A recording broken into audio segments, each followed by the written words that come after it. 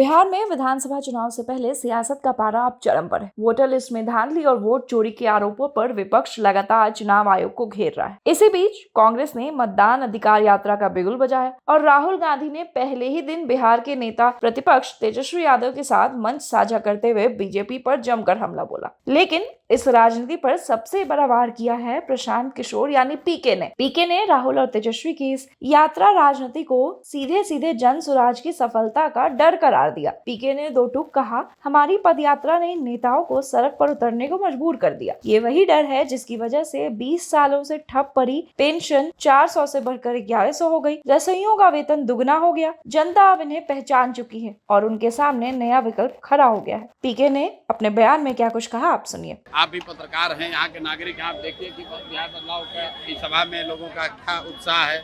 इस बारिश के बीच में भी हजारों लोगों का आना और ये घोष करना कि बिहार में अब लालू नीतीश मोदी का राज नहीं, जनता का राज चाहिए, जन स्वराज चाहिए, ये लोगों ने कहा है। और आपने भी देखा होगा, अपने वीडियो में रिकॉर्ड किया होगा।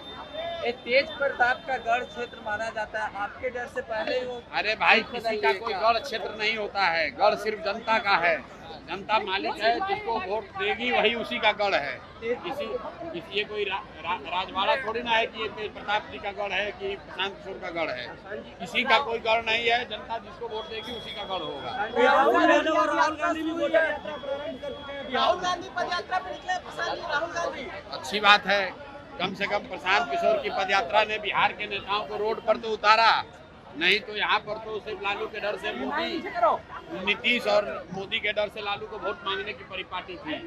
ये जन स्वराज का डर है कि 20 साल से जो 400 का पेंशन था वो बढ़कर 1100 हो गया, जो रसोईया का सैलरी डबल हो गया, आशा वर्कर्स का मानदेय बढ़ गया, बिजली का आपका 125 यूनिट फ्री हो गया। इसी तरफ जन स्वराज का डर है, सारे नेता पैदल घूमेंगे, जनता के पास हाथ जोड़कर उनको जाएंगे मांगने वोट। नहीं तो अभी तक तो ये कहता था कि जाएगा कहाँ, लालू के डर से हमको वोट देवे करेगा। उसी तरह नीतीश और मोदी वाले लोग जैसे लालू का डर दिखाकर वोट लेते थे, वैसे राहुल गांधी और तेजस्वी यादव जैसे लोग भाजपा का डर दिखाकर वोट लेते थे। अब जनता का डर खत्म हो गया है, जनता के पास एक नया विकल्प आ गया है और ये जनता के विकल्प की ताकत है कि नेता रोड पर घूम रहे हैं और जनता बैठकर मूल्यांकन कर रही है कि किसको वोट देना है, किसको नहीं देना। बिहार के कानून व्यवस्था पर क्या कहना चाहते हैं? बिहार के कानून व्यवस्था पर दिलीप जायसवाल जैसा 10 आदमी का दम नहीं है कि प्रशांत किशोर के खिलाफ कुछ बोले। बात व्यक्ति की नहीं है। जो कुकर्म करेगा, चोरी करेगा, जो आदमी बिहार को लूटेगा, उसको डर होगा ही, क्योंकि उनको मालूम है कि जन स्वराज की व्यवस्था बनेगी।